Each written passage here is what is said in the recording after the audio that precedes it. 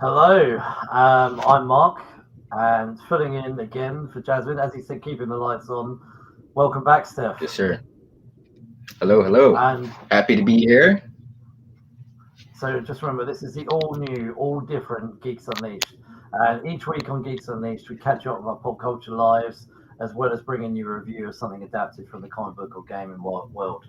But also, before we get started, if you are watching on YouTube, please remember to like this video, subscribe, hit that bell, etc. Please leave us a comment and let us know if you've enjoyed the show or chip in. If you're watching live, feel free to jump in with some comments, or if you're doing the rewatch, please put a little thing there. Also, we will be dropping the audio onto most post podcasting platforms. So again, please tune into your favorite podcast platform and do all the comments and likes and all the rest of it there too. So much appreciated. So yeah, Steph, cheers. Welcome back again to Geeks and Niched. 2 nights in a row. Yeah, on a roll. No. Yeah. I don't want people to get too used to seeing our beautiful faces so often, but got some momentum, got some ideas, so we're getting them out real quick. Yeah, we thought just between the conversations between behind the scenes, sorry, we just thought we'd sort of jump into it. Like there was, without Jasmine used to always accuse me of having the stiff British upper lip, which is probably mostly true. But behind the scenes, me and Jasmine had a few heartfelt conversations, and don't get me wrong, I genuinely was really gutted, like that she wanted to step back for a bit, Okay. and then I went through this turmoil of I'm going to end it, and then take a long break myself, and then I was like, actually, let's just crack on with it. Like, let's power through. And actually, and just for anyone listening or watching, that's completely with Jasmine's blessing. She suggested it. She said, carry on going. And so just so you know, so Steph is here weekly, and Devon and Stephen, who've guested many times as well, are equally happy to chip in, and they are going to be involved as well in various capacities. So, okay, so there's a feature that we normally do called Geek of the Week, but I've sort of changed it a little bit to kind of what we've been doing this week. So that allows us to also throw some things under the bus, because Geek of the Week was always like, got to grab the positive thing it's done. whilst it's always great to talk about something positive, I think sometimes We do have some. Yeah, you might go and watch something. Yeah, some things that grind your gears. Yeah. So I'm just going to throw it under a capture all what you've been doing this week, and that's in the world of podcasting. Although you can feel free to shout out, Steph, if you've climbed a mountain or done a 60-mile cycle ride somewhere. If you fancy shouting out. Working my way. Yeah. Have you ever done a 60-mile cycle? No. I haven't had ambitions of doing something like that, but it's on me. I was gonna say I've never had the group of people around me, but if I really wanted to do it, I'd do it by myself. But I've thought about it. I've always been a pretty fit dude. I've done it once. No, I've done one 60-mile cycle, and then I think I did a 40-mile cycle as well. But that was a long time ago. How was it? It would kill me now to do it. I'd have to go back to training again. To do those, I had to train. Yeah, I mean, yeah. Would you ever do it again though? Oh yeah. Do you know what? When the summer started at the start of the year, I kept thinking, do you know what? I've got a really, really good, expensive bike in the garage, and I should just. I kept thinking, I'll get it out, and like the year disappeared. But it's still not that bad. I could get it out now, really. It's. I bought myself a Boardman a few years ago. It's a really nice bike, and I use that bike to cycle from London to Brighton. So that is 60 miles. So we met up in London really super early, like 8 in the morning. I hindered myself slightly because I went out the night before and got drunk. A nice hearty bike ride the next morning with a hangover. Yeah, I did do it though. I did do it. It was honestly that last 10 miles was an absolute killer. Really was a killer. Like, a couple of years previously, I did I can't remember if it was 30 or 40 miles around London, like a loop of London. And that was cool. Like that I felt was a lot easier. It's mostly flat. And what was brilliant was at the end we all hit the pub, like all of us. So The end game, yeah, that's a true on top. There's something to yeah. work towards, you know. Treat yourself. I totally I, understand I, that. I did hit the pub in Brighton, but we only had the one because then we had to then get the train home, like back up to London. But when I did the cycle in London, that was also. Do you know how long ago this was? That London one. That London one was probably 15 years ago. The Brighton one was about 10 years ago. But the London one, I had an old Nokia phone and my battery had died while I was on the bike ride, and I was perfectly fine. But by the time it had finished and I'd finally got to a charger, my wife was quite worried. Yeah, it's like I wonder what happened to you. Yeah, what age was it for you when you're like 10 years ago? Man, that wasn't that long ago. You know, even though a decade is quite a. I was 34, yeah, so I would have. Yeah, and then I think I did the. That was when I did the Brighton ride, 34, and then about 30, I did the London ride. So, but yeah, I could do it. I could do it again. Like, I would have to. Yeah. Back then, I used to cycle every week to make sure I could do it. I just need to start doing that again. Yeah. It warm me. You know, let me know if you do it. It might motivate me to actually do it myself for once. All right, okay, I'll consider it. But you know, before we do the what we've been doing this week, I wanted to show you a poster that I grabbed at the cinema, and I've never watched this. I've never watched it yet, but I thought this was pretty cool. Oh, Chainsaw Man, yeah. You know, I am an anime fan myself, but in my watching habits are terrible. So in terms of me keeping up with, like, I've started many new anime and never finished. Not because they're bad, I just got terrible watching habits. But Chainsaw Man, I've only watched. I don't know if they've come out with a new season, but I have watched season 1. I know they've got a movie coming. Chainsaw Man's pretty badass. That's one of the newer anime that that's resonated with me. I've seen Sheena promoting that online quite a lot, but I saw that poster as I was walking out the other day. But anyway, look, what we've been doing this week, Steph. Do you want to kick it off first? Anything you've watched, read, listened to? We'll save the things that chat my ass for later on. This week I will talk about something I watched. I recently watched a movie called 9 Days. It's a sci-fi movie. Cerebral slow burn, but it's got a good cast. It's got Winston Duke, Zazie Beetz, Bill Skarsgård, Benedict Wong. If you've seen Arrested Development, Brewster, the brother, the childish brother with like one hand. I haven't seen it. No, okay. He's actually a pretty good actor, versatile. But the movie is about Winston Duke is a dude who interviews souls before they go to Earth, and they've got like a 9-day process where it's like at the end of the 9 days he chooses which soul he's going to send to Earth to live life. And it's a very interesting movie. It's very slow, but if you're, it's not going to be for everybody, but it's if you're in the mood for something like that, it's got some profound themes going on, like the meaning of life, and how choices can, like, people can be hung up on choices they make, and that can like really determine the outcome of their life. It was interesting. Not for everybody though, but if you're into like cool little deep sci-fi movies, I'd say it's worth a check out. I just quickly googled it. It came out in 2021. It's pretty recent. I saw that come up the other day. I recognised the poster of it. What was it on? Well, I'm a bit of a pirate. I don't let anything stop me. I mean, the way I see it, I spend so much money on the things I love. Like, if I really love it, I'm gonna get it anyways. Yeah. And this is a movie I plan on buying myself. But I gotta test the waters. I gotta, I've invested too much in the pop culture at this point. For good or for bad. And I've turned out some shit in that process of being, buying it and supporting it, So sometimes I like to test the waters. But yeah, I pirated that, unfortunately. Oh, no. It's some movies I will. I'll legitimately. Sorry, go on. Sorry. No, I was sorry. I let you go. I was just gonna say, the moment I asked, I suddenly thought, I bet I know the answer. Yeah, I'm not proud of it, but I'll wait sometimes, legitimately wait to try to find a good link. But if something like really intrigues me, or like the concept of the trailer looks really dope, I'm like, I can't, I gotta watch it now. So that was kind of like how it was for me. So it was cool. Anyway, so apologies, I interrupted your trailer thought. So. No, you're fine. I do that to people all the time on accidents. Anything else you want to shout out, or you're right?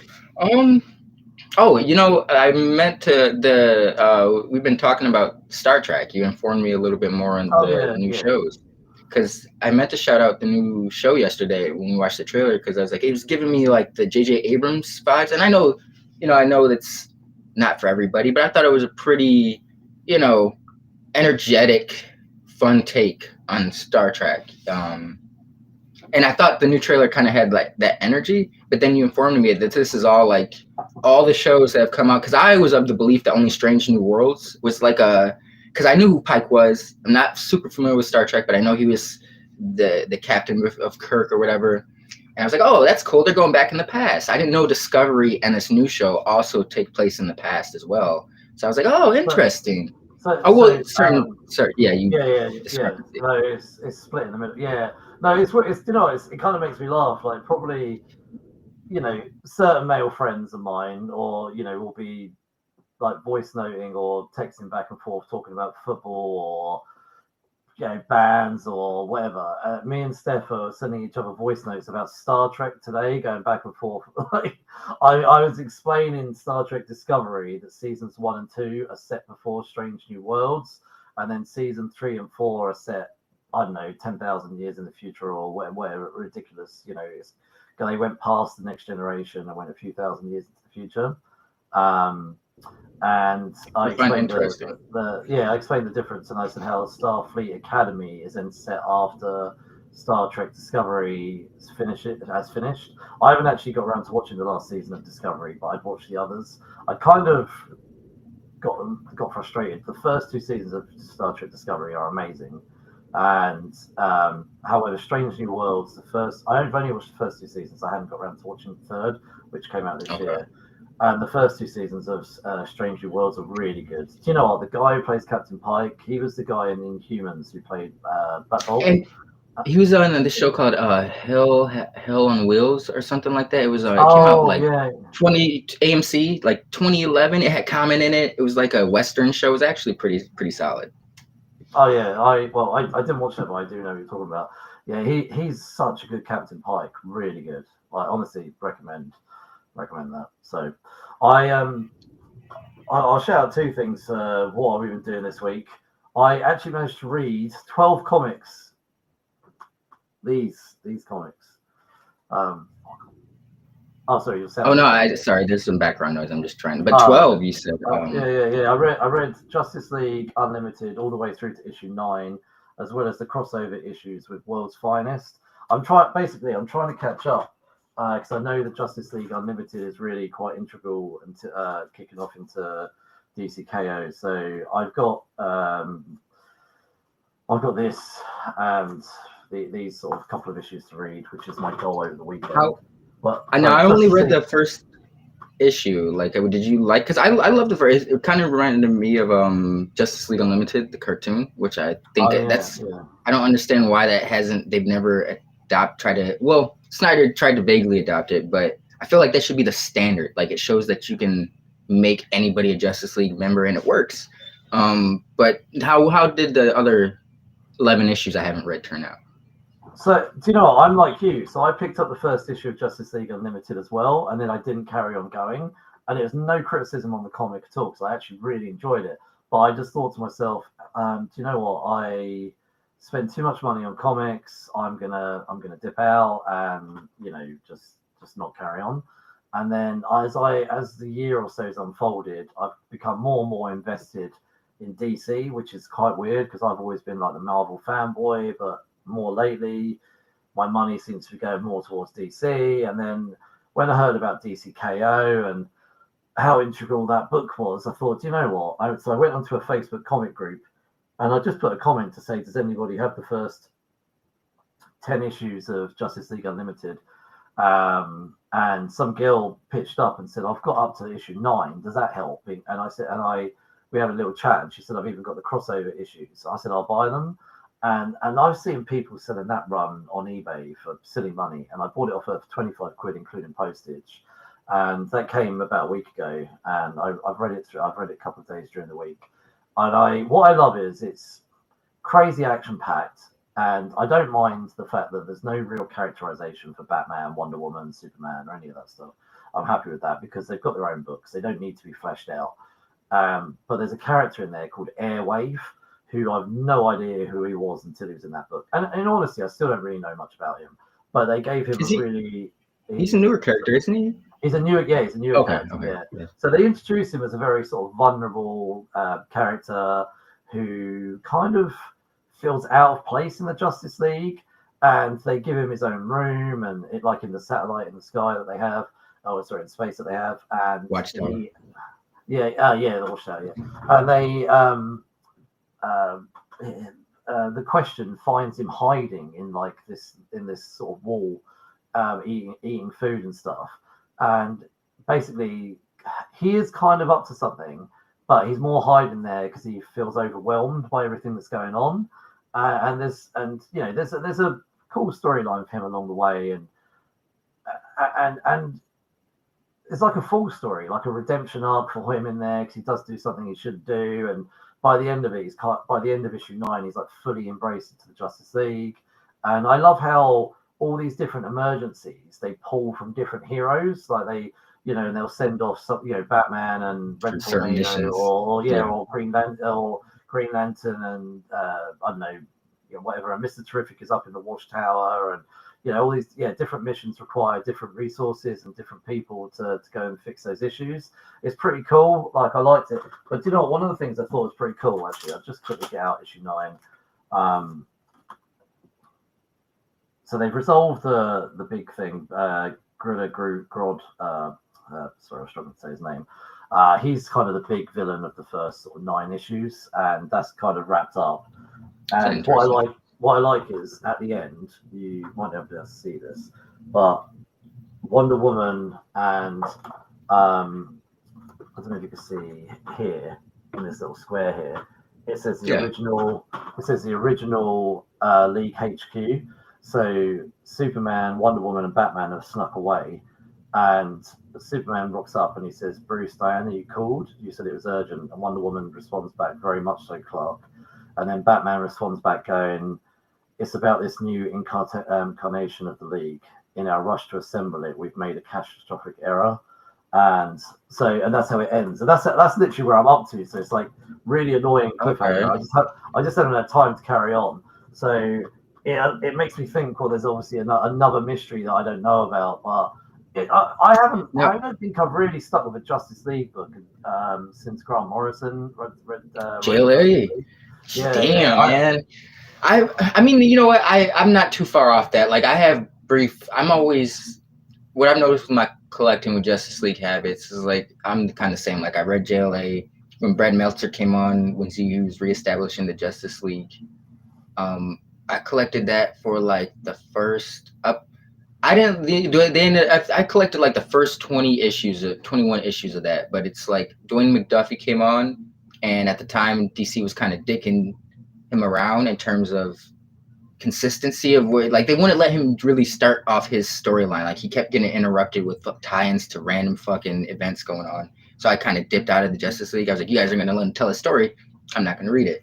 And then when Snyder came on, I collected like we were talking about this the other day. Like, it was like the first 20 issues or up to the annual I collected. Then I kind of dipped out. This one, I need to get back into the weekly grind, but I was actually really surprised with issue 1. Like, this is one I could see myself collecting because it reminded me of by the way, I was going to ask you, did you ever watch Justice League or Justice League Unlimited? No, brother. Maybe one day we could cover it if you wanted. I don't mind. Yes. How many seasons is it? I think they did 2 of Justice League, and then I think Justice League Unlimited had like 4 seasons. Altogether like 6 seasons. It ran from like 2001 to. You just reminded me. There was a DC animated series I did follow. Like it was Young a Justice. weekly. Yeah, I think it was Young Justice. Young Justice was solid. Uh, hold on. Or Was it? Teen Titans. Was it? What was the series where they? Yeah, well, I've just googled it. It was Young Justice. I think Young Justice didn't it run for 2 seasons or something, and then they brought it back. Like, Hmm didn't it get cancelled or something, and they brought it back? it kept like getting it would Like, take there was like a like a long reprise or gaps. reprieve. Yeah, like Yeah, Young I Justice don't think I. Invasion. Yeah, I don't think I ever came back to it when they brought it back. I think the first season or two I watched, and then I just didn't come back when they brought it back. And but I Yeah, thought it was brilliant. I used to sit there and watch it, and my wife was like, "Why are you watching a kids show?" And I'm like, "I love because it." it's good. It's so good. Yeah, yeah, Yeah, yeah. it's Oh good. no, she's only teasing, but she, No, yeah, like, yeah, yeah. I mean, she married you. Clearly, she yeah, has an yeah, yeah. understanding of Oh the, yeah, you yeah. She fully knows what she got herself involved in. So, there's one other thing I wanted to shout out in terms of what else we've been doing this week, because we're probably not going to do any review on it. But I went and saw Tron Ares at the cinema a couple of I've days not back. seen that one. I'm, I was cautiously optimistic about this one just because I I'm not the hugest fan of the first one. More so, Legacy got me retroactively like, oh yeah, it's Tron. I've seen Tron before, but when I saw Tron Legacy, I was like, Tron's pretty dope. Tron Legacy, I think it is an amazing movie. I'm a little biased because it was scored by Daft Punk. Love Daft Punk. RIP. They're no longer a group. Still alive though. But Aries, I don't know. Jared Leto. There's something about Jared Leto that he just. I'm not the biggest fan of Jared Leto. I don't hate him. I think he does have good roles, but there's something that he's like a 50-year-old man who wants to be a teenager to me. That's like the energy I get, and Yeah, I don't know. Now Aries does seem dope though. There are some other actors that I was like, oh okay, hell yeah, like Cameron Mohagan from I have probably butchered his name, but he's in Shameless, The Jedi, Star Wars Survivor Games, Last Jedi. Um, so I'm always glad to see him get more work. I personally want to see like a show of his based off his character from that Star Wars game. Uh, Josh, I can't. It's a shame I can't remember her name. She's Fox, but she was married to Joshua Jackson, and she was in Star Wars Acolyte recently. Um, Badass chick, but I was cool to see her in it. I'm not too keen on Jared Leto being the main star of anything. Like uh, that's what I've seen online. A lot of that kind of commentary. I can't I've take seen it. I've seen a lot of reels that have been like throwing him under the bus for this, for Morbius, for the Blade Runner film, that he was in. But that was a good film though. So, Yo, I loved 2049, but when I was thinking of his scene, there's something he was like, man, you don't deserve this role. Like, you're just too. I don't know. There's something about him. Even the way I don't know. Jared Leto's hit or miss for me because I will be honest. When he was playing Joker, I was excited for that. that was awful. It didn't really pan out too well, but so Jared Leto, it's weird because I have seen the Joker, which I really, truly disliked his Joker. Like, words can't describe how much I disliked his Joker. And Morbius, it's really weird. Like, I didn't hate Morbius. It's not a good movie, but it wasn't. It was the best. To be honest, for me, is probably the more enjoyable out of those. Craven, definitely Madam Web. But yeah, it wasn't terrible. But it definitely those movies remind me of early 2000s Fantastic Four. Daredevil, Ben Affleck. So this Tron movie, do you know? Me and my wife watched it, and we went with the kids. And we walked out and we said, you know what, it was all right. Like, it was a decent action flick. Special effects were top notch. They'd clearly gone all out, and they spent, I think, something like 200 million budget on this. And I think in the opening weekend, it's only made 60 million. So even if it scoops up another 60 million this weekend, it's not likely to make its money back, really, considering advertising and all the rest of it. But we both said, you know what, Jared Leto was all right in this. The humor was all right. He came across as a fairly decent action star with a bit of comedy. It was probably the role of his I disliked the least. So I walked out there, but although I sat back and thought about it. Do you know what I thought? I'm going to give it a 3 out of 5. But I don't hate the movie. I actually probably would say nearer to enjoying it. I don't think it's going to be in anyone's top 10 of the year. I can't see any of that happening. How would you compare it to Legacy? I preferred Legacy. I'm also annoyed that Legacy isn't addressed in any capacity. And Legacy also ended on a bit of a cliffhanger as well and never got resolved. So there's quite a few bits about Tron Ares I really like.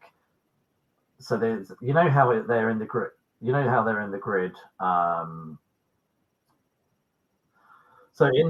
still here. I'm gonna move. I'm listening, but I'm just gonna move. In the Tron Legacy, Tron Ares, all the Trons, they have the grid, and you see the sort of, it's a bit like virtual reality, so to speak. It's not virtual reality, but you're within a computer system. You're the different programs are kind of like people. And in the Tron Legacy and Tron, they're in the Tron grid. This is a new grid made by a brand new company. And what's cool is there's a point in it where Jared Leto's character leaves his grid, goes into the real world, but has to go into the Tron grid. And seeing the difference in the quality of the animation is really cool, that they could bring it back to the 80s style that we saw in the original movie. And they bring back the original actor, oh crap, I've gone blank on his name now, but they bring back the original guy from Tron as well, which I think is great. So that's for me. I just thought the film was generally an all right film. I thought, I enjoyed it when I watched it, but it's not going to be on anyone's top 10 or anything like that. So, Steph, you all right? Or are you still moving?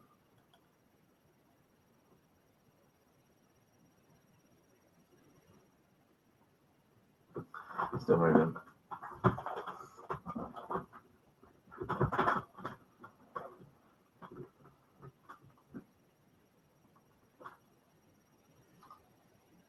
I went to see another film this week, actually, while Steph is sorting his camera out, called House of Dynamite, which is no, it's from.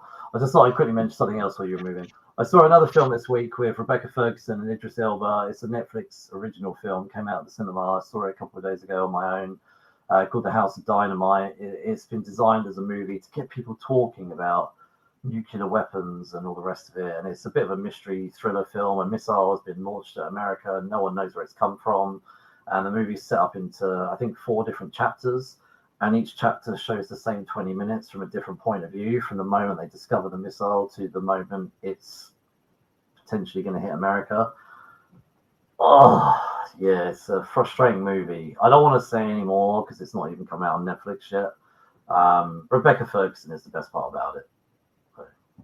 I think me and you spoke about it the other day. You said it says a lot about it, the fact that it's barely been advertised.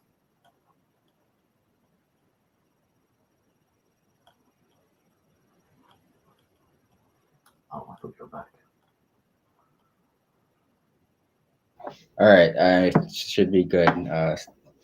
Very unprofessional of me. I apologize. Won't happen too often. That's fine. I was just letting everyone know about the House of Dynamite, which I told you about the other day. House of Dynamite. Oh yeah, the Netflix movie that I saw at the cinema. Oh, with Catherine. What is? Why am I blanking on her name? It's the Idris Elba Rebecca Ferguson movie, but yeah. And is it Oppenheimer or something? But anyway, right, okay, let's bring what we've been doing this week to a close, and we'll talk about our main event, which is why we're here today, to talk about Peacemaker Season 2. So I'm just going to change the thing quickly. So here we are. So Peacemaker made his first appearance all the way back in November 1966 in a comic book called Fighting, issue 5. It was published by a company called Charlton Comics, and the character was created by writer Joe Gill and artist Pat, I'm going to try and pronounce this, Boyette. DC Comics then later acquired the character, so I thought this was quite interesting. I'd never even heard of Charlton Comics. Charlton Comics, an American comic book publishing company that existed from 1944 to 1986. Yeah, So yeah, they ran for 80 years. But I don't really know too much about them, to be honest. That that's actually those are the characters Alan Moore initially wanted to use for his Watchmen story. Like that's what if you look at like Rorschach, very similar to like the Question and shit. But DC wouldn't let him do it, so he had to create like entirely new characters. Oh But yeah, yeah, yeah. was it Um, Shazam? Is he a I think he's a charlatan or Charlton comics creation. well, apparently the Thing is a Carlton Comics or Charlton Comics. Oh wow, Thing. So Blue Beetle as well. Blue Beetle. Yep. Well, I'm not going to keep going through these, but yeah, it sounds like they grabbed a few characters from there. I think it's always interesting, these first appearances. It's crazy to me that the first appearance of Peacemaker was all the way back in 1966, and whilst in my opinion he's not been particularly a massive character up until James Gunn grabbed him for the Suicide Squad. Yeah, same with Guardians. And that's what's interesting to me about James Gunn. He loves to grab these underdeveloped and underutilized characters. A bit like Bendis. Bendis in the comic book world loves to do the same sort of thing, and I think James Gunn done that in the TV and the movie world. Yeah, man. Like it's not to hark on or just reminisce on Bendis, but because you told me recently that there's rumors he might be coming back to Marvel, which I think would be an excellent move and all. I think it would be great for Bendis. Bendis is going to be good no matter where he goes, but I just think there's a comfort there. Bendis knows the Marvel universe. He was the architect for damn near 20 years, and Marvel really needs some guidance right now in terms of comics, and I think Bendis could offer that, even if he's just like a. You know how Hickman's kind of like the architect of the Ultimate Universe. He kind of touches base with all the creators or whatever. I get that's assume how it went, but I feel like even if Bendis wasn't coming back and writing a bunch of titles, he was just kind of giving other writers ideas or just kind of spearheading the Marvel Universe. I think that would be in everyone's best interest because they have no theme. There's no guidance right now, no theme. Oh yeah, Sorry to go off there. Yeah. No, that's hence why, to loop back to earlier when I was talking about Justice League Unlimited.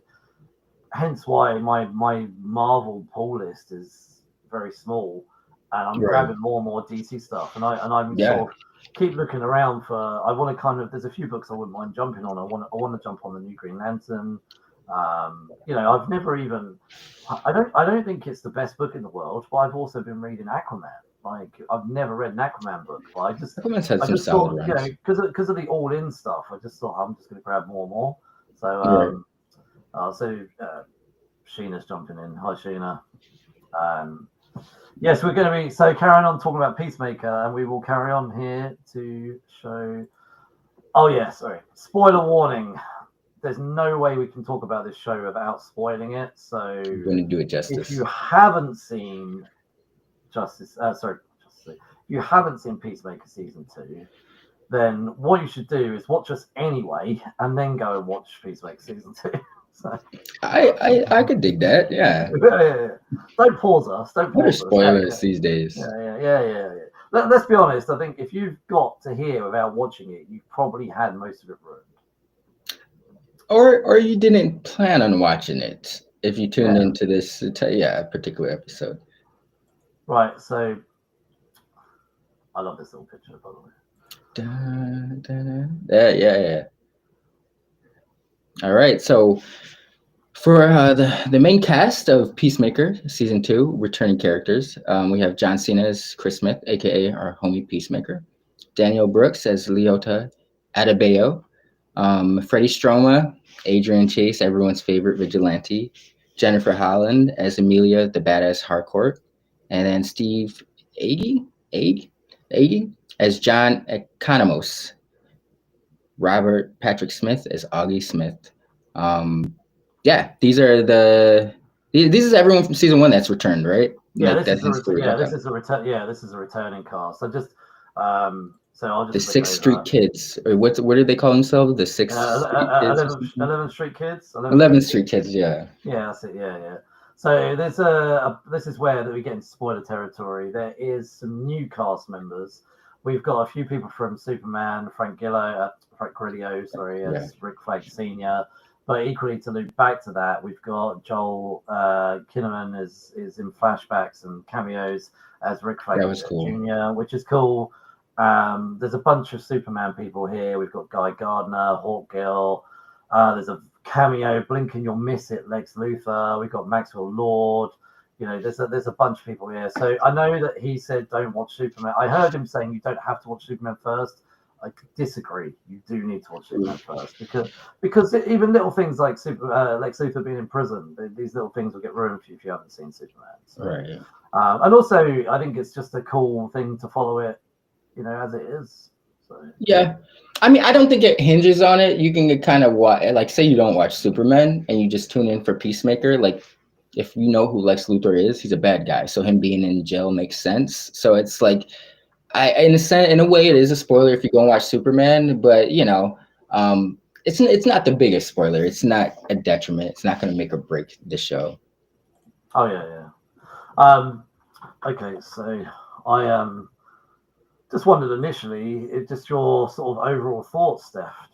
I'll just jump into what you as season 2 as a whole. I enjoyed it. I am a James Gunn fan. I was gonna say Slither. I seen Slither in theaters, but I can't say it wasn't until I had seen Super with Rainn Wilson, Liv Tyler, Kevin Bacon. I forget the actor's name. I forget what they changed their name to. Why am I blanking on this? Juno? They were in Juno. Oh, I remember. I saw Juno, but I can't. It's so long ago now. Getting old. Inception.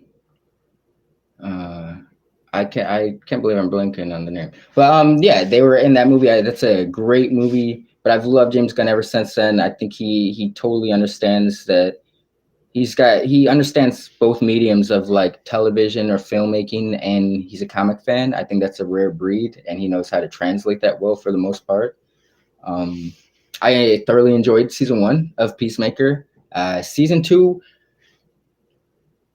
I thoroughly enjoyed it, but there's a different vibe to it. Like I think because I've seen some people who are kind of naysayers for season 2. I think they're the minority, but there is, I guess, like the gist of what they're trying to get across was season 2 is a little bit more character driven and intimate to me, you know, as opposed to like season 1 where you had this crazy plot going on.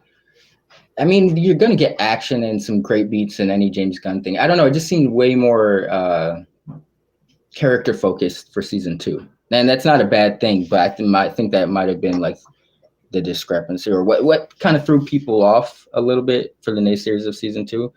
But even I've seen some people who were kind of, I don't know. I don't understand I thought the last episode of season 2, without saying too much, was as solid as the rest of the episodes. I don't see why so many people were kind of bothered by it. I don't know. Maybe I've seen some people make comments about they wanted something a bit more from season 2, like a surprise cameo or kind of that kind of crazy little thing. Temper those expectations, because know we just got done talking about this recently, very recently, where we're in the age of nostalgia. And if you're looking at like Deadpool, Wolverine, Spider-Man No Way Home, Mandalorian season 2 and forward, those all hinge on fucking nostalgia-based cameos. Like, take those cameos out, and how do those stories really stack up? Like, I've stood by Mandalorian season 1 for years. Like, I know people really love 2, but if you take out the cameos of 2, story is kind of meh. Like, season 1 doesn't have cameos to hype it up of Mandalorian. So I don't know. I don't know if like cameos is that going to really enhance a show? I mean, that's more of, I guess, a personal a personal preference. But to me, it doesn't really push the story forward. Like, you got a cameo in Lex. What some people would have thought it was cheap as shit to have Superman cameo that would have been a cameo. Like, what cameos were they looking for? We got Lex Luthor, we got Green Lantern, we got Hawkgirl. I don't know. I felt connect. We got Frank Grillo. It felt connected enough to me. I just don't know what people were necessarily looking for in that aspect.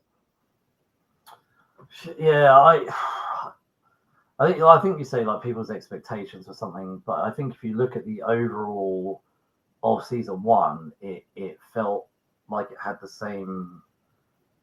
Probably the best way to describe it, it's like the same beat across all of the episodes. I don't think any of them were too crazy in one direction or the other. I don't feel like we were. Right. I don't feel like there was. You know, sometimes when you get these shows where they're hinting at something throughout the show, there was nothing like that. The character journeys were progressing. You obviously John's Peacemaker's inner turmoil of kind of wanting to be a hero, but also looking for a family. All of that kind of stuff, got resolved by the end of it. There was a lot of character arcs. A lot of obviously the 11th Street kids as well were going through a journey themselves, and they actually nicely wrapped up. It felt to me much more about the character journeys of this kind of Peacemaker team, or Checkmate now. So, yes, spoiler. yeah, spoiler. All right. I just thought I meant to shout this out a minute ago. Before I jump into any of my overall thoughts on this, there's quite a few things it's had to overcome. Season one of this was in 2002. It followed the Suicide Squad, which was part of the original DC EU, the extended universe, and included a cameo from Aquaman and the Flash from the original Zack Snyder. I won't say Jack Snyder's a cool one. Zack Snyder kind of DCEU, and then this season 2 is now set in the DCU following Superman. And James Gunn was very clear that anything in season 2 is part of the new universe. Anything in the previously sequences that they have is also canon, and I thought was very cool at the beginning of season 2 when they said previously. They changed the flashback sequence where Aquaman and the Flash were in to now have Green Lantern and Hawkgirl. Can we speak on that real quick? Because I remember there was quite a few people who had their panties in a bundle when that was like, well, how is it going to match up when the Justice League, Zack Snyder's Justice League cameoed into season 1? And essentially what James Gunn did is what I explained to them. I was like, that cameo is it's nothing. It doesn't add anything to the way. That could have been the government that showed up at the end of there. It could have been any group of people. And what did James Gunn do? He didn't even spend any fucking time in it. He did that in the recap. He showed that in the recap, that was the Injustice Gang or the Justice Gang and not the Justice League of Zack Snyder's universe. I don't know. First, it's crazy because it's like, these are comic fans that'll be up in arms about shit like this before. I'm like, how many comics have you read? If this is not something that pops in your head, like how easily this could be explained. I don't know. I just thought it was very fascinating that people made such a big deal about it, and James Gunn explained it in 0.2 seconds. Yeah, that's it. Yeah, go on. Yeah. The way I see it, if you want to put a whole, I need an explanation. When the Flash went back in time and saved his mum multiple times, and then everything changed. And then he ended up with George Clooney. All I can assume is that because when he walks off at the end of the film with a drunk Aquaman, he keeps saying he made a line that said, "Every time I go back and I come back, Batman's different." All I can assume is he just went back one or too many times, and we ended up with the new universe.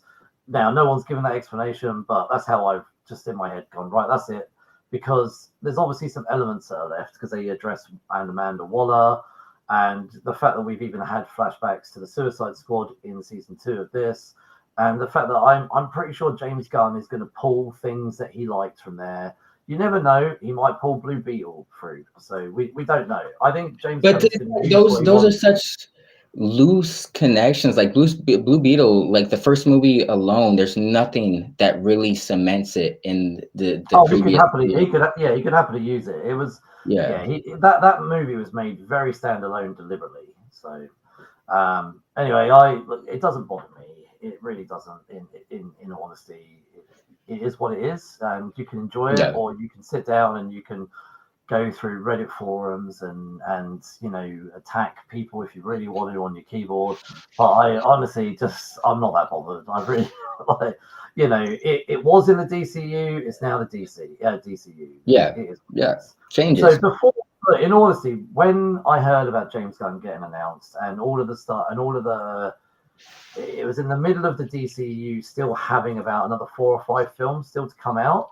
And looking back, James Gunn was very quiet initially, and he was very supportive of those films still coming out, and was very careful with his wording. And I'm willing to bet back then he knew he was going to bin them all off. But because they spent money on those films, he had to be very clever about what he said, because he didn't want people to go, oh, there's no point going to see this at the cinema, because DC needed to make money.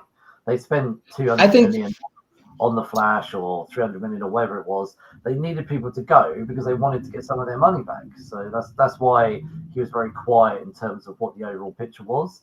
But then once I think even that mindset is a little silly. Like, you're not going to go see a movie because it's not connected to a universe. Like, movies should stand on their own legs at the end of the day. If you're going to see a movie as another puzzle piece of an overall picture, I don't know. You might need to reevaluate why you're watching live action media. I mean, that fits for certain things, but at the end of the day, don't get me wrong, you know, that's to the success of the Infinity Saga because of the puzzle piece thing. But at the end of the day, the movie should stand on their own. Like, you should be able to watch, if it connects to a larger picture, that's awesome. That's cool. It's all the better. But if you should be able to enjoy it on its own. Like, just because Aquaman 2 was the last movie in that previous universe, don't write it off because they're ending it with that. Like, it could be a really dope ending. I mean, I still haven't seen it, but you know, I wasn't, like I've told you before, I'm not a big James Momoa Aquaman fan. The first movie was okay for what it was, but just the way people wrote it off, like, I'm not going to go see it because it doesn't matter. Like, why? It's because it's not a puzzle piece. It doesn't matter. That's crazy, you know. So people got to reevaluate shit like that. No, I agree. Yeah. So there was obviously some challenges and hurdles he had to do. Maybe he had to tweak some little bits, but in the main, I feel this is the story that's still being told. Yeah. But I think the delay was because of all the rejigging and stuff. That's why we've had like 4 years or so. 4 years. Yeah, 2022, 2025. It's quite a while. Yeah. Yeah. No, it's not 4 years. 3 years. It's been 3 years. Yeah. But still, that is crazy. Yeah. So yeah. There's a couple of little bits of shout out here actually. So John Cena actually simultaneously filmed Superman at the same time as this because he had a cameo for Superman as well as. So, well, that's why it probably took so long, is that James Gunn was filming this kind of like simultaneously or back to back. Yeah. Yeah, he's got a lot. He's got a lot going on. He must never sleep. So, yeah. So what I also found out was that after season 1. James Gunn obviously became co-CEO. That whole new position caused significant delays. He wrote all 8 episodes, but he ended up directing fewer episodes because of everything else that was going on, and relying on other directors. There was Greg. I'm going to struggle with the surname, but Greg Mottola, Peter Sollett, and Alfina Jones. They all stepped in to direct a few where he couldn't jump in. So, do you know what? And when I was writing down these things, this is something I remember messaging a couple of people about.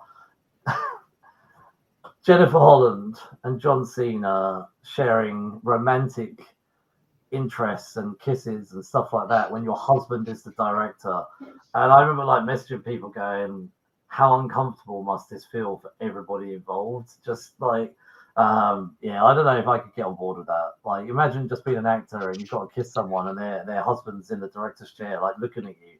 You can imagine it'd be like, don't enjoy that too much, Chris.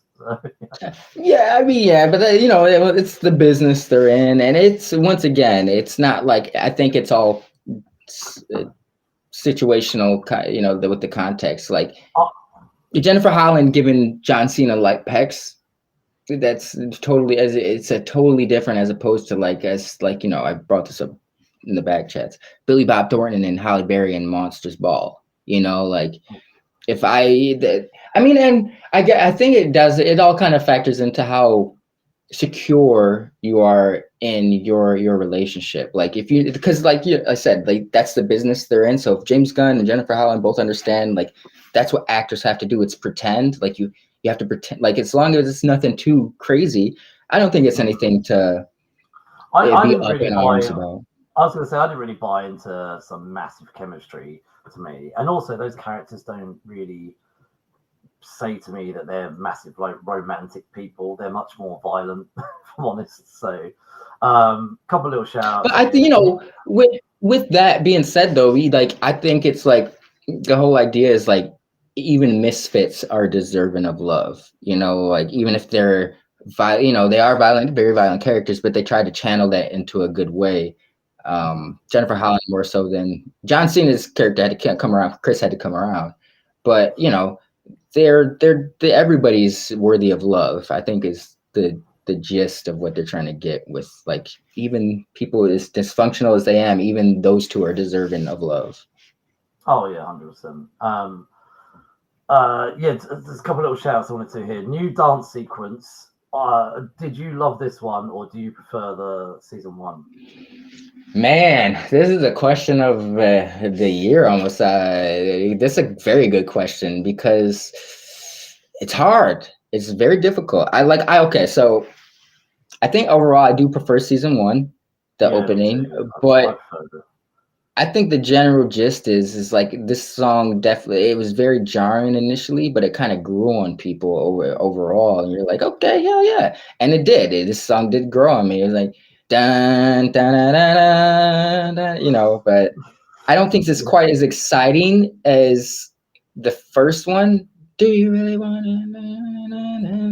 to? But it's catchy, and I think it was cool that they had spoiler. They had the band pop up and make a that I really respect that about James Gunn. Like people who use their platform to give voices or smaller voices some spotlight, if you will. You know, whether it be smaller actors or like you know nobody knew who I'm pretty sure even the first season nobody really knew who those guys were and nobody knew who I mean I'm sure they have a following but he chooses obscure things or like not everyone's personal favorite and you know he gives him a chance to shine. You know, I've seen an interview John Cena had done. It's a very vague interview, but he was just talking about how he loves James Gunn as a person because it's like, yeah, man, like James Gunn was.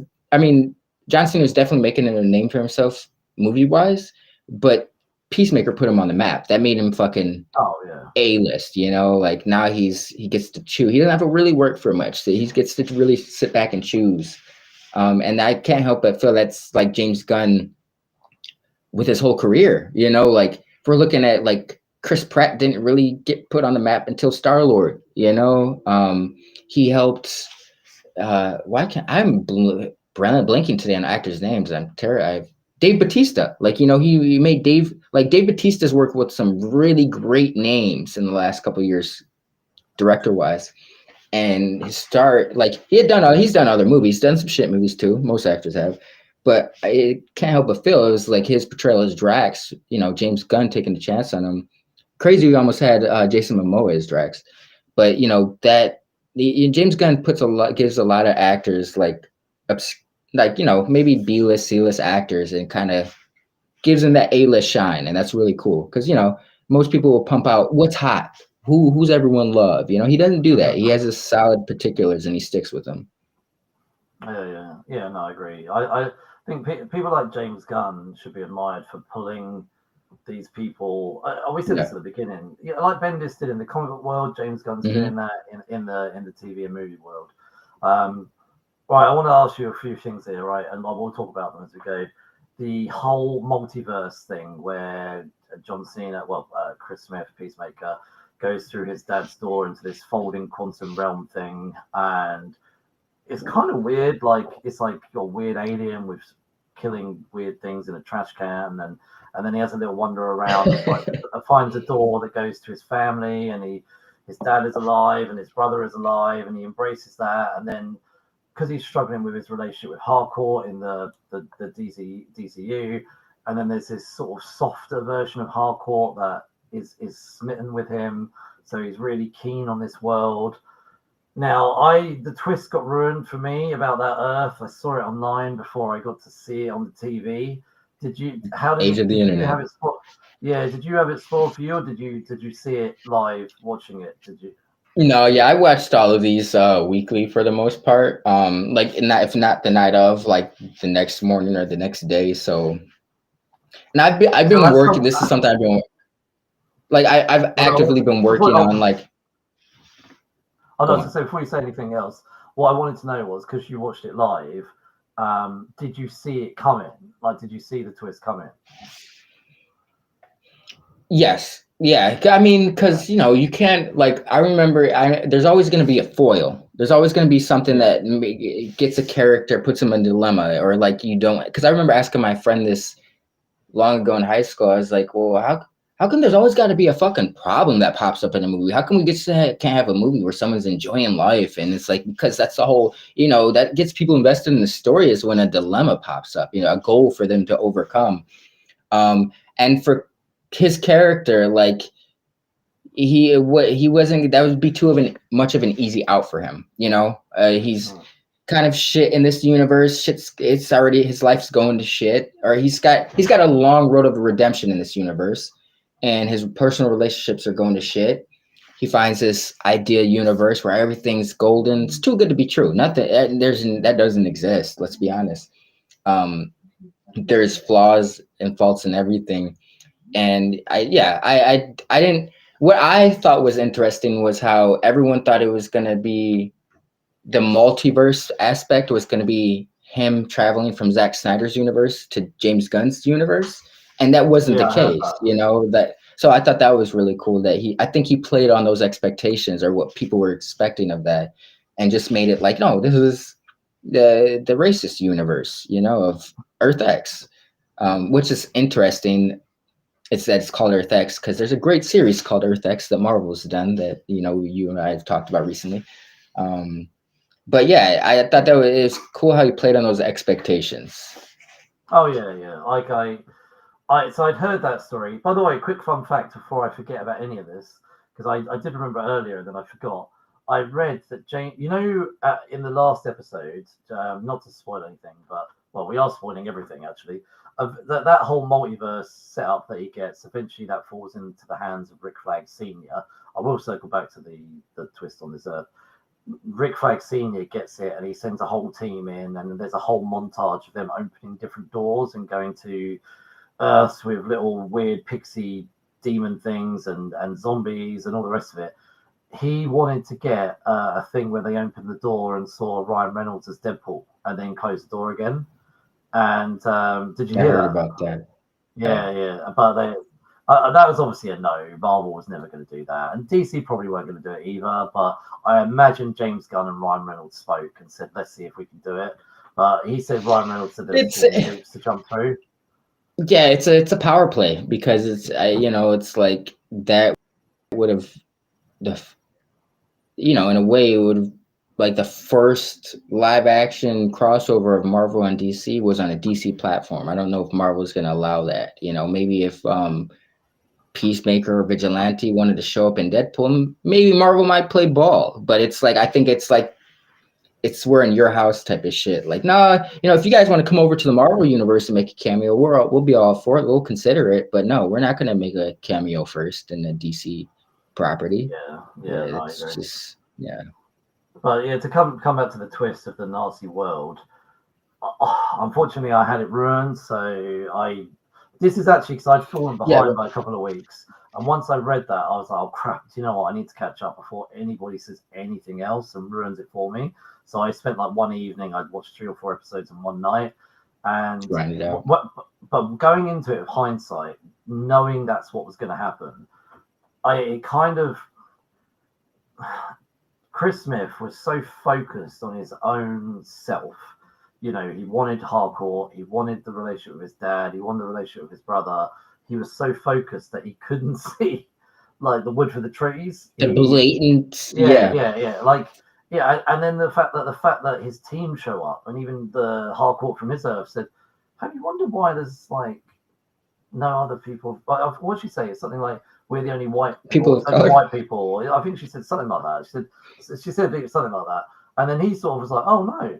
And then they see the little flag which has got a Nazi symbol, and then she turns around. There's a whole wall of Adolf Hitler, And she went, and you A didn't notice mural that? of, yeah. Yeah, yeah, He's yeah. like, oh And shit, he's like, oh yeah. no, yeah, I didn't notice that either. It's like, and then the bit for me, which was like, I guess it's not really funny, but um, what's it? Daniel Brooks's character is just walking down the road, taking a stroll, and then you just see this white We woman got a with a black. car. Like, We got a black. What if him escapes? Bro, yeah, that was fucking. like that whole montage, and then the weird I forget his name. Oh, Judy Master. The fact that he shows He up and he basically was helps awesome. her, considering the Yeah. rivalry. And it was cool that he actually did really help them up until the end when they went back to the main universe. And I mean, he still kind of helped him. He kind of covered for them. Well, when they came back, he could have oh told them yeah, yeah. specifically what happened. He They said because they said about he went to go and get that device, and he said, yeah, that's yeah. what happened. Yeah, yeah. So right, okay, so. This is an interesting thought I had. I only had it after the show, but Rick Flag Sr. is kind of like, in speech marks, the bad guy of the show. Yeah, absolutely. But if you spin it around, if that was your child that got killed by Peacemaker, could you see yourself in Rick Flag Sr.'s shoes going Yeah. after Peacemaker? Yeah, I mean, that probably doesn't sound right, but I've always held a personal belief like I'd burn the world down to save my child if that's what it took, like so Yeah. I definitely, it's not like it's like I was gonna say he's abusing his power, but it's like if I was in that same position and that's like I could get info on the person who God forbid was my child was in that same position, I would, yeah, it's understandable his position, where he's coming from. I mean, he's allowing I don't necessarily agree with rage fueling your thoughts and everything like that, because that never leads to anywhere good. But Right, right. I can understand it. I think people that are making decisions based off emotional rage, they're never going to get to where they need to be, Right. or where they should be. However, I get where he is. Peacemaker killed his son. Like, although he was following orders, still, he killed his son. So, And now he's just kind of walking around scot free, like yeah. that wouldn't sit well with me either, Oh no, definitely. And then and we've talked about James Gunn earlier being a comic book fan, and this is something I thought was kind of weird. Now, this whole Rick Flag Senior, his whole desire to get Peacemaker, but also get the multiverse technology, so then he could set up the Salvation Project. I thought this is so. I don't know what I kind of thought was more. It's so obscure that James Gunn is pulling from a 7-issue miniseries called Salvation Run, which most people have not heard of. And me and you had heard of it, but that's because we're proper comic book geeks. But let's be honest, outside of people that are really integral to have got comics as like in their DNA, have never heard of Salvation Run. And James Gunn somehow found this even James Gunn is a busy guy, and he's pulled from this 7-issue a cool thing, concept. That's basically was the end game for season 2 was Salvation Run.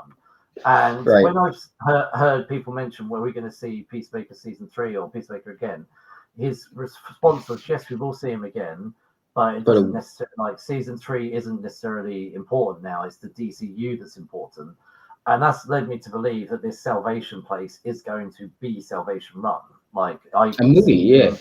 Yeah, I could see him using it to drop off other villains into this thing, and we could end up with a really cool movie. I don't reckon it'll be a TV series. I reckon you're going to get a really cool movie with a lot of villains dropped in it. I feel like it was something like that, because I feel like they would probably be the best route to, because they do have the audience kind of trained at this point to watch stuff on HBO and then maybe go see the movie or vice versa. But I think, like, if you were to just throw a bunch, like, we don't even have that many villains in the DCU, James Gunn's DCU right now. So not yet, no. If you were to just make a movie based off that, it'd have to be like 2 hours at the most, some change. I don't really think you could get across new characters that well in that time slot. So I think the best route. I was going to say, it doesn't mean it needs to be now though, because it's Right. been 3 years. It's been 3 years between season 1 and season 2. It could be that we loop back to this in 3 or 4 years. Like But how it could be many that we. villains? So based on their movie schedule, like how many villains do you think they're going to introduce in the next 3 to 4 years? I don't know. It depends. So because he could also do some weird stuff, like he could pull from Creature Commandos whilst it's animated. It doesn't mean he can. So because I don't for know. Yeah, instance, what's his Frank Grillo? but Creature Commandos. He voice acted in Creature Commandos, Frank Grillo. Alan Tudyk. So no, Frank Grillo. Oh, as a character, yeah. For yeah, he was a Flag character. Senior. Rick Flag Senior was in Creature Commandos, so he voiced that. So that means that he is willing to put live action people in animated and vice versa. So he could pull. So I haven't watched Creature Commandos yet to know like the ins and outs of it. But I'm just saying we've got that. We've got. But okay, so if we look at like Creature Commandos, maybe, and then if we're talking like the 3 to 4 year span, we're gonna get maybe another season, maybe 2 seasons in the next 3 to 4 years of Creature Commandos. Now you could introduce different villains in every season, I guess, but you're gonna want to have some people that audiences gravitate towards. So it's like if they do go to Salvation Run, they're gonna want to follow that journey. If they're complete assets, no one's gonna care. I think Salvation Run would better like lead it off as a show, so you could establish like the gangs of the groups of supervillains and who they've sided with, and then have it be a movie. I think like making it outright a movie would, I don't know, you're not gonna. That's the same argument people use for like the Thunderbolts movie. Like I don't know who any of these characters are. Like. I think you've convinced me. A TV series of Salvation Run would be better. I think you've convinced me. Yeah, I think maybe an 8-episode Salvation Run. You can introduce more villains, and then something like that would be cool. So I just want to jump on Sal's comment here, actually. So Rick Flag Senior didn't get to meet his son in the multiverse, which I thought was cool. But the reason I want to jump on that as well is the ending of season 2. The dad has been killed, which is actually quite sad because it seemed like he was a genuinely good guy. He believed Peacemaker, and he didn't. And he even said that he didn't agree with the world for what he wasn't racist. He didn't seem like he was a racist or anything like that. He just said, "What can I do to do about So he kind of had to live in the world that he was in. But he said, he believes Peacemaker and was happy to let him and his friends go, etc. But the brother didn't quite believe him, and he was like, "No, we can let them go." Well, the brother was pissed that he couldn't get over the fact that he killed his actual brother. He was like, "No, I can't just let that slide." Like I don't see how he was like to dad. I don't know how you can just like even though it is from a different multiverse. How can you just? He said it was an accident. And he believed him. Yeah, but still, like that's what I feel where the brother was coming from. Like he didn't give a fuck it was an accident. Like it still happened. Like it still happened. Like had you not been fucking around and trying to come over into our universe, my brother would still be here. So it's like I understand why the brother wasn't so, oh, you're from an alternate universe, it was a mistake. Okay, it's all good. That's not how human emotions work. No, I know. But yeah, I don't know. But what I wanted to then that point has made me think. Do you know what the brother has survived? Was alive at the end. Yes. So how at that point in time, I thought this is how season 2 is going to end, with the brother coming over to their universe. But that's not where it did end. So it has made me wonder if the brother is also going to be in Salvation Run. I could see that. Yeah, because I definitely got and I don't know, for him to say that, I don't think he's outright confirmed that we won't get a season 3. He's just really been hinting at it. He's not answering the question. Right. And because the brother's arc, like either we're going to get a season 3 and that's going to be the end game, or he's going to be a character in Salvation Run, because that was just such an odd position to leave him off in. Like, if you're not going to have anything that really focuses on Peacemaker, like if he's not getting his own movie, why leave his brother lingering in the background like that? Like that, he definitely had a motive for revenge, like he's definitely coming back, definitely. And if they did a season 3, because I was thinking about this, Vigilante, I mean, he doesn't really have an arc. He's still a great character, but I think because I noticed with shows, most times season 3 is when they really got to shake shit up, introduce crazy new elements. Like season 1, usually the plot goes, it's like season 1, If we'll introduce some cool things, if it hits, we'll follow that up on season 2. And it's like usually the first 2 seasons are very close together. It's usually like the 3rd season where they're like, okay, we've closed most of the threads, and like what new elements can we introduce? And I think giving Vigilante like an arc would be interesting, especially I'm pretty sure that he's killed Peacemaker's father both times. Like season 1, he was the one that kind of, me. The other piece helped, I guess, but he was the one that kind of got it going, where he like stabbed the shit out of him, and others jumped in. So I think that would be some interesting ground to cover, especially with Chris Peacemaker having like this change of heart, kind of becoming conscious of like the violence he commits and shit, and the effects it has on the world. I think that would be an interesting dynamic to play with their friendship, where he's like, dude, you fucking killed my fathers. My dad's in both universes. Like, there's something wrong with you, Adrian. I don't know. He hasn't really had a character arc. He's just there for like laughs, and that'd be cool, like a cool ground to cover if they ever did like a season 3 or a movie. You just reminded me actually when Vigilante meets himself in the other world. It was so brilliant. It was just so good. Yes. Like the fact that they're basically identical. There's no difference in the universes. There's no like all the other characters have got tweaks to them, but Vigilante is the same in both universes.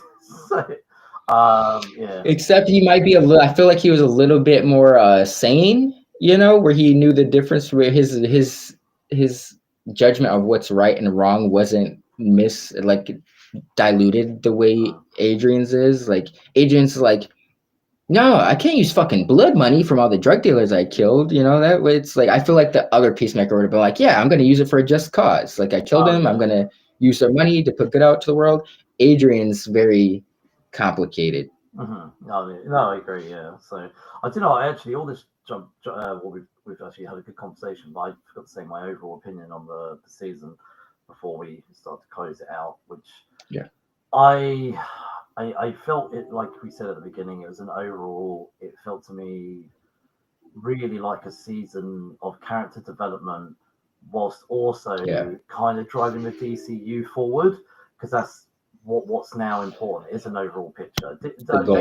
James Gunn did make it stand alone, though. He did make it stand alone, and what I liked was that we had references to the last episode of that moment with Hardcore and Peacemaker on that day out that they had, and there was they kept referencing that throughout the season when he kept saying, "Did it mean anything to you? Did it mean anything to you?" And finally, in the last episode, we got all the flashbacks to what he was talking about. And then as we're wrapping up the show, we get to see them all. I love the montage of them all walking together, and there's music playing, and they've set up their own agency now because we've had the common theme that following season 1. None of them have really got jobs, except for I've forgotten his name, the guy with the beard. Like, except for him, everyone else is working in stupid places. Yeah, everyone else is working in stupid places, or not even employable. Like Hardcore has been blacklisted, so now they've got some funding to make their own kind of intelligence agency. And I love that as they're walking away, it's called Checkmate, which I think is great. But again, James Gunn is pulling from things. So the overall season 1 to me was a long character development story of the 11th Street Kids, especially Peacemaker. Yeah. And at the end, you just see him kind of break down about this too much violence. But that's weird. When we first met him in the Suicide Squad, him and Idris Elba even had conversations about it. And Peacemaker was just shoot, killing people left, right, and center. Even killing people he didn't need to kill. I remember there was a scene in Suicide Squad where they were like, "That's one of ours." He's like, "Oh, so." Like, yeah, and he just didn't care that, like, how reckless he was. And now we're forward, almost 4 years, I think, since the Suicide Squad. We've got a guy who has genuinely changed, and he's becoming a much less violent and even more vulnerable. You could see the commentary from the Justice Gang, and he was genuinely hurt by how they were talking about him. And he's a much more vulnerable, less violent guy that we're seeing following the back. And just seeing the fallout from Amanda Waller and how their lives have shifted and how they've had to rebuild themselves, which that happens to people in real life. Things happen, you have to rebuild themselves. So this season kind of made me feel like one of those joining or bridge type series or films. You know, like Back to the Future 2 is a bridge to Back to the Future 3.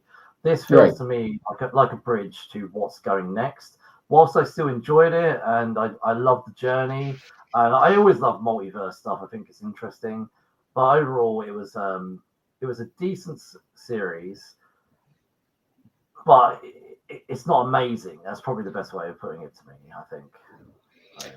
I thought it was pretty. I think overall, like seasons 1 and 2 of Peacemaker are very. I don't know. I think they're pretty Very different. solid. They're different, but they're There's solid. It's solid television. Like you're gonna even with the craziness that was going on in season 1. Like there was still some like that's when James Gunn is very good at is like adding heart to anything he's on. Making it even if it's crazy and bombastic as some of the situations or characters will be, there is an endearingness and heart to them. So I think like overall, I think I don't know. I can see why they're not. I guess it's not groundbreaking, but I think they're very two solid seasons. Like you can't go like watching them together. That's a solid experience. Before we close out, it's a huge cast, but does anyone stand out for you in that Yes. cast? Go on. Who? I in terms of season 2, it was cool to see Tim Meadows be on it. I'm always gonna remember him as the ladies man, Pina Colada butt lotion. Classic. It's just cool to see that he's still getting work. I mean, Adrian Chase, Vigilante. I think that's an easy one. He's just something very charming about his character. But Jennifer Holland as Harcourt was badass. I really do like the arc they gave her. Economos though, I really Economos was really cool. Like in terms of like he's a character that he was almost super throwaway in Suicide Squad. Maybe you're like, oh, he's coming back for Peacemaker season 1 and shit, and he had a little arc, but I really think he got a chance to shine or like be more prominent in season 2, where it's like I'm always gonna, he's such a throwaway character, but I'm always gonna remember Economos now. Yeah. I think for me, Harcourt, I think just got a great actress, great character. Jennifer Holland, honestly, just I don't know, just the anger and the turmoil and everything. Just that scene at the beginning with the guy who rejected her, or like where he did the profile on her and said you suffer from toxic masculinity. It's such a great scene, and how she just. And then she just fed into it and just like verbally abused him. Like, and I won't say any of the words. I won't say any of the words that she said, but yeah, just. And then she gets in her car and punches the hell out of the dashboard, and that leads to actually a really great. And then it leads to a really great scene between her and Peacemaker. He's like, "What happened to your fist?" She's like, "Oh, the dashboard." He's like, "Yeah, I feel that. That dashboard upset me too. It was playing some 30 Seconds to Mars. It was playing this and that. I noticed that too. I was like, that's weird timing, that is. So. But and that also, again, James Gunn, his love of music, even in conversations as well as in the background. James Gunn, man, is a big pop culture lover. Like whether it's music, whether it's comics, whether it's TV or movies, that guy's got his ear to the ground. So. He knows how to pick. Yeah, I definitely agree with that. I was gonna say. Go on. You're gonna say what? Go on. He knows how to find like songs that resonate with what he's doing, like whether it be for a particular scene or an opening for a song. He's like you said, he's got his ear to the ground. Mm-hmm. So we'll wrap this up now. Out of 5, what would you rate season 2? Ooh,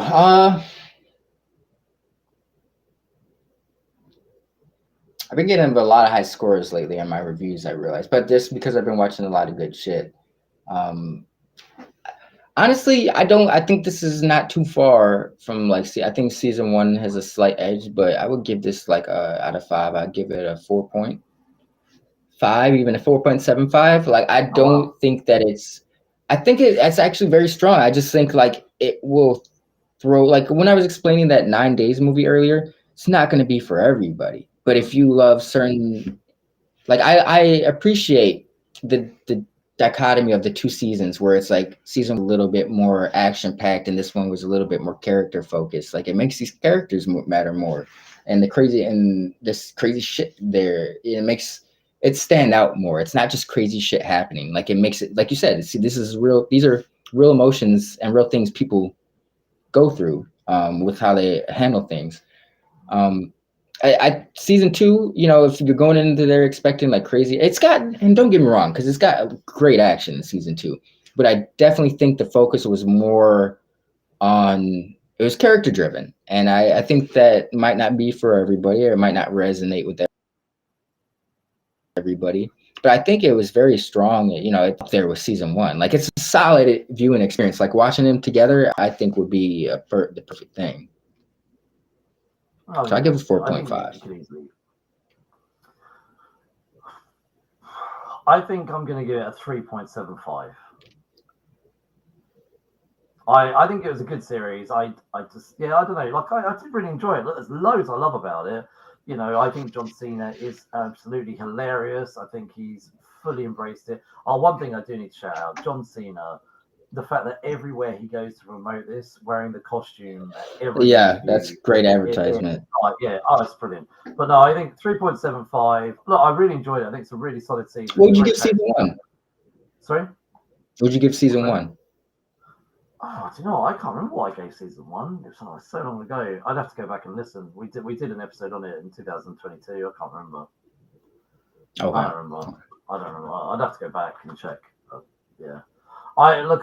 That's annoying now that I don't know. So do you know what? I actually, just to talk separately about Geese and Niche here, I always wish since the start that I'd done an Excel spreadsheet to record all of our grades as we've gone along, like when we shout out Mhm. stuff at the end.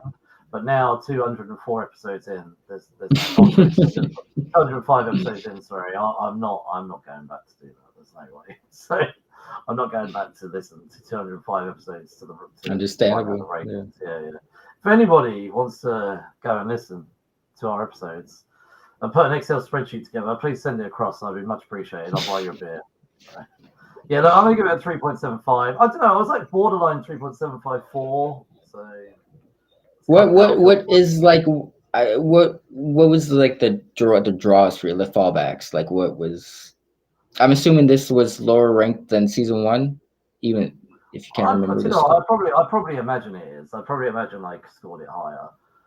I don't know. I don't know. I did like it. I enjoyed it. I just felt like it was just, I don't know. I had this feeling in me like it was okay. Like it was, Right. like I don't know. I think Frank Grillo is not an actor who challenges himself. He's the same in everything he's in. I True. think him Yeah. as the season two antagonist wasn't really for me. Whilst I understand character wise, it suited Peacemaker to have to face what he did. It was a great antagonist to have because, you know, you're going to have to cover the fact that he murdered his son. Also, Right. it allows James Gunn to then link it back to parts of the Suicide Squad movie and you know, add some fun cameos. I kind of get why he needed him. I think Frank Right. Grillo is basically the same in everything he's in, whether he's in Captain America or, you know, He does. Yeah. yeah. No, it's literally the same role. So for me, I think I was disappointed that he was the main antagonist. That to me wasn't something I particularly loved. I would have loved to have seen more from going into the parallel world. That maybe the antagonist was more on that side. That would have been much. I think the brother would have been much more interesting to me as an overall antagonist, as the end game villain, because that's his brother, and that. What do you think about Rick Flag Jr. even, like if they would have spent more time on alternate universe version of him trying to like hamper his relationship with Harcourt in that universe? Like I think that could have been interesting. Like, you know, instead of it being Rick, I mean, because they needed, I guess for Rick Flag Senior, they needed to push that for the Salvation shit. But I agree with you. Like there were more interesting villainous routes to go, I guess, in terms like Rick Flag. Like you killed him in this universe, but he's in the perfect universe, kind of making your life a living hell. You know, like it's kind of karma for killing him in the previous universe. I think if it would have been, and actually Sal said it earlier about Rick Senior and Rick Junior meeting each other, That It would would have have been been much more interesting to me if Red Flag Senior had to go into the parallel world to go and get him, and Mm. actually it ends with. Did you ever watch Lost? Yeah, hell yeah. So there's an episode, I think it's called Collision. I think it's season 2, where the tailies meet the front end of the plane, and as they meet in the jungle, one of the characters gets killed. It ends in a huge sort of confrontation. To me, it would have been something like cool like that if Frank Flag Senior went into the other world. We've got Frank Flag Junior and all the other cast. Basically, both casts from both worlds kind of had that collision moment. That would have been much more dramatic and much more interesting to have played with the fact that we've got the dad and the son back. Well, the son is the Yeah. dad is here now, and the son is on a parallel world. It would have been a much more interesting understanding, although it would have taken away Frank Flag Senior's anger and the old Salvation thingy that was going on. So I understand there's reasons behind it all. It just would have been an interesting thing to have seen. I And agree. maybe we will see it through him having access to this stone. Maybe this is a longer term plan to bring the junior one back. So right, okay. Any final thoughts before we start to call it a day? Yeah, yes. Peacemaker season 2. Go check it out. Some good television. Oh yeah, no. Look, I honestly think people should watch it. I think it's mainly Frank Flag Senior was just my not. Yeah, he's all right. No, yeah, I understand. Okay, so next episode, which will be next Friday, we'll go live on YouTube again, and then the audio will follow. We are going to review Gen V Season 2, the whole season, so please join us. We're also on social media, Instagram, Facebook, and a bunch of others. Please come say hello. You can also watch us on YouTube and listen to us on all your podcasting platforms. Please remember to do all the normal subscribing, 5-star reviews, all those kind of things help us. If you are watching on a rewatch, please drop a comment. All those kind of things help with sort of getting other people to watch us as well. And if you are rewatching, please just drop a comment to say what you would also rate Peacemaker, and you know, maybe and if we've said anything that you disagree with, happily drop a comment there too. We love to hear what you think as well. So right, we're gonna dip out, but thank you very much, and we'll see you next week.